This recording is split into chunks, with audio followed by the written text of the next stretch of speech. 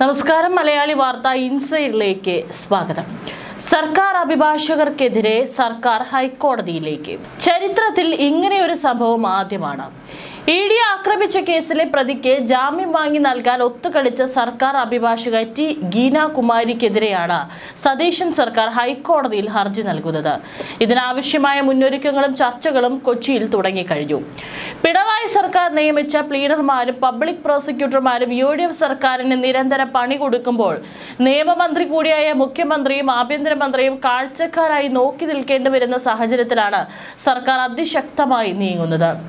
സതീശൻ സർക്കാർ അധികാരമേറ്റ ആദ്യ ദിവസങ്ങളിൽ സ്ഥലം മാറ്റിയ പോലീസ് ഉദ്യോഗസ്ഥർ അഡ്മിനിസ്ട്രേറ്റീവ് ട്രൈബ്യൂണലിലെത്തി സ്റ്റേ വാങ്ങിയതും ഇടതുമുന്നണി നിയമിച്ച പ്ലീഡർമാരുടെ സഹായത്തോടെയാണ്.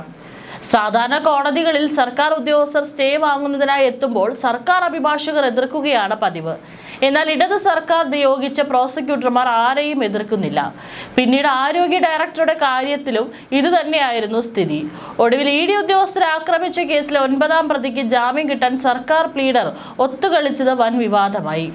പിണറായി സർക്കാർ ജില്ലാ ഗവൺമെന്റ് പബ്ലിക് പ്രോസിക്യൂട്ടർ തസ്തികയിൽ നിയമിച്ച മുൻ SFI പ്രവർത്തകയും നേതാവുമായിരുന്ന ഗീന കുമാരിയാണ് പ്രതിക്ക് ജാമ്യം വാങ്ങി നൽകിയത്. പ്രതി ജാമ്യം വാങ്ങി പുറത്തിറങ്ങുമ്പോൾ സർക്കാരിന് നോക്കി നിൽക്കാൻ മാത്രമാണ് കഴിഞ്ഞത്. ഒടുവിൽ പ്രതിയുടെ ജാമ്യം റദ്ദാക്കാൻ സർക്കാർ ഹൈക്കോടതിയെ സമീപിക്കുകയാണ്. പ്രതിയുടെ ജാമ്യം നിഷേധിക്കണമെന്ന പോലീസ് റിപ്പോർട്ട് ഉണ്ടായിട്ടും അതിന് വിരുദ്ധമായി ഗീന കുമാരി ജാമ്യാപേക്ഷയെ കോടതിയിൽ എതിർക്കാതിരുന്നതാണ് ജില്ലാ ജഡ്ജി നസീറ പ്രതിക്ക് ജാമ്യം അനുവദിക്കാൻ കാരണം. കേസിൽ ആദ്യമായാണ് ഒരു പ്രതിക്ക് ജാമ്യം ലഭിക്കുന്നത്. കേസിൽ സ്പെഷ്യൽ പ്രോസിക്യൂട്ടറെ പുതുതായി നിയമിക്കണമെന്ന് ആവശ്യപ്പെട്ട് സിറ്റി പോലീസ് കമ്മീഷണർ DGPക്ക് കത്ത് നൽകിയിട്ടുണ്ട്. പ്രതിക്ക് ജാമ്യം നൽകരുതെന്നും ഇനിയും കസ്റ്റഡി ആവശ്യമുണ്ടെന്ന് പോലീസ് നിലപാടെടുത്തിരുന്നു. എന്നാൽ പോലീസിന്റെ കണ്ടെത്തലുകളെ പ്രോസിക്യൂട്ടർ കോടതിയിൽ എതിർത്തു. ആക്രമണത്തിന് ഉപയോഗിച്ച വടി കണ്ടെത്തണമെന്നും ജാമ്യം നൽകരുതെന്നുമാണ് പോലീസ് കോടതിയിൽ വാദിച്ചത്.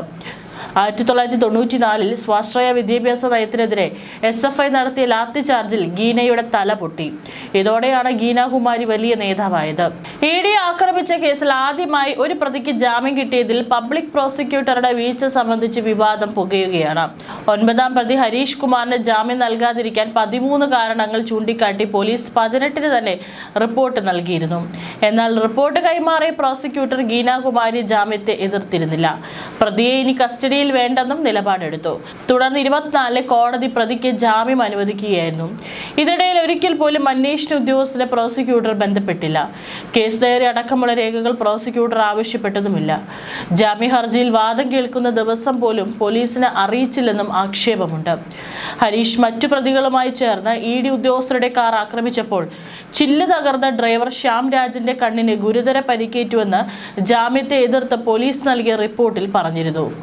ED ഉദ്യോഗസ്ഥരെ കൊലപ്പെടുത്തുക എന്ന ഉദ്ദേശം പ്രതികൾക്കുണ്ടായിരുന്നുവെന്നും പോലീസ് വ്യക്തമാക്കിയിട്ടുണ്ട്. CRPF ഉദ്യോഗസ്ഥരെ കാറിൽ നിന്ന് പുറത്തിറങ്ങാൻ അനുവദിക്കാതെ തടഞ്ഞു. പ്രതികൾ കൃത്യത്തിന് ഉപയോഗിച്ച ആയുധങ്ങളും ഗ്ലാസ് അടിച്ചു തകർത്ത കമ്പും കണ്ടെത്തേണ്ടതുണ്ടെന്നും പോലീസ് റിപ്പോർട്ടിൽ പറഞ്ഞിട്ടുണ്ട്. കൂട്ടുപ്രതികളെ തിരിച്ചറിഞ്ഞ് അറസ്റ്റ് ചെയ്യാനുണ്ട്. പ്രതി പോലീസ് ഉദ്യോഗസ്ഥരെ ആക്രമിച്ചു പരിക്കേൽപ്പിച്ചിരുന്നുവെന്നും പോലീസ് പറയുന്നു. ജാമ്യം കിട്ടിയാൽ പ്രതി സമാന രീതിയിലുള്ള അക്രമ സമരങ്ങൾക്ക് നേതൃത്വം നൽകും. സാക്ഷികളുടെ മൊഴിയെടുക്കാനും ഗൂഢാലോചന അന്വേഷിക്കാനുമുണ്ട്. മറ്റു പ്രതികളുമായി ചേർന്ന് തെളിവ് നശിപ്പിക്കാനും സാക്ഷികളെ ഭീഷണിപ്പെടുത്താനും ഒളിവിൽ പോകാനും ഇടയുണ്ടെന്നും അതിനാൽ ജാമ്യ ഹർജി നിരസിക്കണമെന്നുമാണ് പോലീസ് റിപ്പോർട്ടിൽ ആവശ്യപ്പെട്ടത്.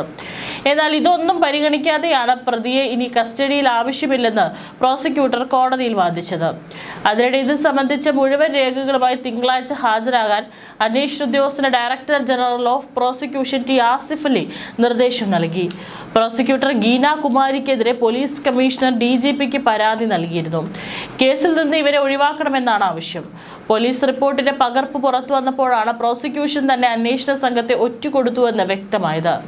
പ്രോസിക്യൂട്ടറുടെ കാലാവധി അവസാനിക്കാനിരിക്കെയാണ് ഇത്തരമൊരു സുപ്രധാന കേസിൽ പ്രതിക്ക് അനുകൂലമായ നിലപാട് സ്വീകരിച്ചിരിക്കുന്നത്.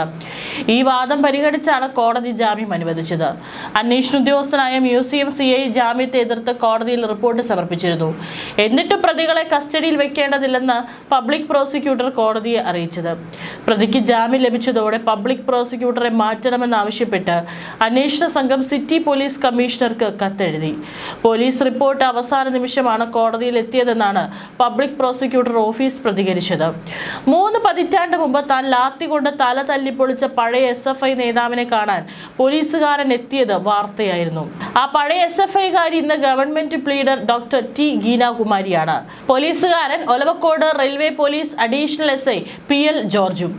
1994 നവംബർ 25 ഉച്ചയ്ക്കാണ് ജോർജിന്റെ അടിയേറ്റ് ഗീനയുടെ തലയിൽ മുറിവേറ്റത്. മുറിവേറ്റ തലയുമായി ഗീനയും സഹപ്രവർത്തകരും നിൽക്കുന്നത് പിറ്റേ ദിവസത്തെ പത്രങ്ങളിലെല്ലാം വന്നിരുന്നു.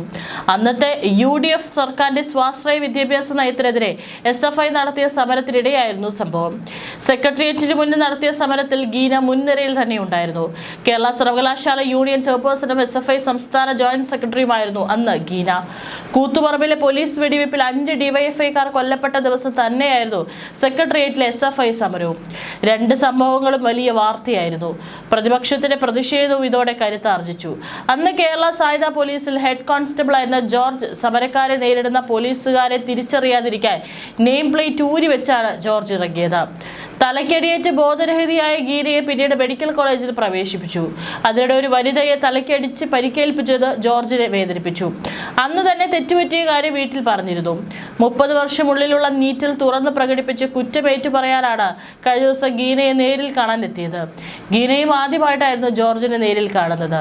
പോലീസ് അസോസിയേഷൻ നേതാവായ CT ബാബുരാജുമൊത്താണ് ജോർജ് ഗീനയെ കണ്ടത്. ആ സംഭവത്തിന് ശേഷം ഇന്നേ വരെ ലാത്തി കൈകൊണ്ട് തൊട്ടിട്ടില്ലെന്നും ജോർജ് പറയുന്നു. പെട്ടെന്ന് ഒരു പ്രകോപനത്തിൽ ചെയ്തൊരു പാപത്തിൽ പശ്ചാത്തപിച്ച് സമാധാനത്തോടെ അടുത്ത വർഷം ജൂലൈയിൽ സർവീസിൽ നിന്ന് വിരമിക്കുമെന്നും ജോർജ് പറഞ്ഞു.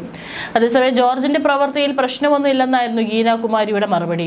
ട്രെയിനിങ് കഴിഞ്ഞ് ഫീൽഡിലേക്ക് വന്ന പോലീസ് തന്റെ ഔദ്യോഗിക കൃത്യനിർവഹണമാണ് നടത്തിയത്. പശ്ചാത്തപിക്കാനൊന്നുമില്ല. ഞങ്ങളും പോരാട്ട ഭൂമികയിൽ അടിയുറച്ചു നിന്നിരുന്നു. അതിന്റെ ഫലമായി നേരിട്ട വിഷമതകൾ മാഞ്ഞു പോയിട്ടൊന്നുമില്ല, ഗീനാകുമാരി ഫേസ്ബുക്കിൽ കുറിച്ചു.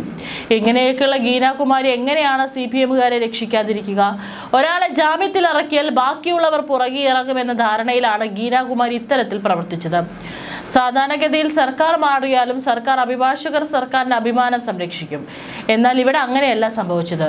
പ്രതിക്ക് ജാമ്യം കിട്ടിയ സംഭവത്തിൽ പരാതി നൽകി നിയമ നടപടികൾ കടുപ്പിക്കാനാണ് എൻഫോഴ്സ്മെന്റ് ഡയറക്ടറേറ്റ് തീരുമാനിച്ചിരിക്കുന്നത്. കൃത്യനിർവഹണം തടസ്സപ്പെടുത്തി ഉദ്യോഗസ്ഥരെ ആക്രമിക്കുകയും വാഹനം തല്ലി തകർക്കുകയും ചെയ്തതിനും ഔദ്യോഗിക കൃത്യനിർവഹണം തടസ്സപ്പെടുത്തിയതിനും വധശ്രമത്തിനും ജാമ്യമില്ലാ വകുപ്പുകൾ പ്രകാരം ശക്തമായ നിയമ നടപടികൾ മുന്നോട്ടു പോകാനാണ് ED തീരുമാനിച്ചിരിക്കുന്നത്. മാത്രമല്ല, സ്ഥലത്ത് സംഘർഷമുണ്ടാവാനുള്ള സാധ്യത പോലീസ് മുൻകൂട്ടി കണ്ടില്ലെന്ന വിമർശനവും ഉയരുന്നുണ്ട്. സ്ഥലത്ത് മതിയായ പോലീസിനെ വിന്യസിക്കുന്നതിൽ തിരുവനന്തപുരം സിറ്റി പോലീസിന് ഗുരുതരമായ വീഴ്ച സംഭവിച്ചതായാണ് വിമർശനം. ആൾക്കൂട്ടത്തിനിടയിലേക്ക് EDയുടെ വാഹനം കടത്തിവിട്ടതും സുരക്ഷാ വീഴ്ചയായാണ് വിലയിരുത്തപ്പെടുന്നത്. തിരുവനന്തപുരത്തുള്ള പിണറായി വിജയന്റെ വസതിയിൽ പരിശോധന കഴിഞ്ഞിറങ്ങിയ എൻഫോഴ്സ്മെന്റ് ഡയറക്ടറേറ്റ് ഉദ്യോഗസ്ഥർക്ക് നേരെയാണ് CPM പ്രവർത്തകർ ആക്രമണം നടത്തിയത്. അന്ന് ഇഷ്ടികകളും കല്ലുകളും ഉപയോഗിച്ച് വാഹനങ്ങളുടെ ചില്ലുകൾ തകർത്തു. പ്രവർത്തകർ ഉദ്യോഗസ്ഥർ അസഭ്യം പറയുകയും കൂക്കി വിളിക്കുകയും ചെയ്തു. വീടിന്റെ കോമ്പൗണ്ടിലേക്ക് കുപ്പികളും ചെരുപ്പുകളും വലിച്ചെറിഞ്ഞു. വനിതാ ഉദ്യോഗസ്ഥർ ഉൾപ്പെടെയുള്ള ED സംഘം 10 മിനിറ്റിലധികം പ്രകോപിതരായ ഈ ജനക്കൂട്ടത്തിനിടയിൽ കുടുങ്ങിക്കിടന്നു. പോലീസിന് പ്രവർത്തകരെ നിയന്ത്രിക്കാനോ വാഹനങ്ങൾക്ക് വഴിയൊരുക്കാനോ സാധിച്ചില്ല. ഹൈക്കോടതിയിൽ നിന്ന് അനുകൂല ഉത്തരവ് ലഭിച്ചതിന് പിന്നാലെ അതീവ രഹസ്യമായാണ് ED പിണറായി വിജയന്റെ വീടുകൾ ഉൾപ്പെടെ റെയ്ഡിനെത്തിയത്. സംസ്ഥാന പോലീസിന് വിവരമറിയിക്കാതെ CRPFന്റെ സുരക്ഷയിലാണ് സംഘം രാവിലെ 6:30യോടെ ബേക്കറി ജംഗ്ഷനിലെ പിണറായി വിജയന്റെ വാടക വീട്ടിലെത്തിയത്. ആരുടെ വീട്ടിലാണ് പരിശോധന എന്ന് CRPF ജവാന്മാർക്ക് അറിവുണ്ടായിരുന്നില്ല.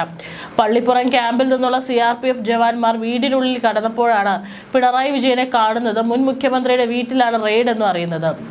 ED സംഘത്തിന് വേണ്ടിയാണ് വാഹനം വാടകയ്ക്ക് എടുക്കുന്നതെന്ന് അറിഞ്ഞെങ്കിൽ പോകില്ലായിരുന്നുവെന്ന് തകർന്ന ഒരു വാഹനത്തിന്റെ ഡ്രൈവർ പറഞ്ഞു. രാവിലെ 7 മണിക്ക് തുടങ്ങിയ റെയ്ഡ് നീണ്ടപ്പോൾ പുറത്ത് പ്രമുഖ നേതാക്കൾ ഉൾപ്പെടെ എല്ലാവരും നിരവധി ആളുകൾ തടിച്ചുകൂടിയിട്ടുണ്ടായിരുന്നു. ഏതായാലും അവിടെ വെച്ച് വലിയ രീതിയിലുള്ള ഒരു പ്രതിഷേധമായിരുന്നു, അതും അക്രമാസക്തമായിട്ടുള്ള പ്രതിഷേധമായിരുന്നു നടന്നത്. റെയ്ഡ് അവസാനിപ്പിച്ച് ED ഉദ്യോഗസ്ഥർ പുറത്തേക്ക് വരും മുമ്പ് പോലീസ് വീടിന് മുന്നിൽ നിലയുറപ്പിച്ചിരുന്നു. എന്നാൽ ED ഉദ്യോഗസ്ഥർ കാറിൽ കയറിയത് കണ്ടതോടെ കൂക്കിവിളികളുമായി കൂടുതൽ പ്രവർത്തകർ തടിച്ചുകൂടുകയായിരുന്നു.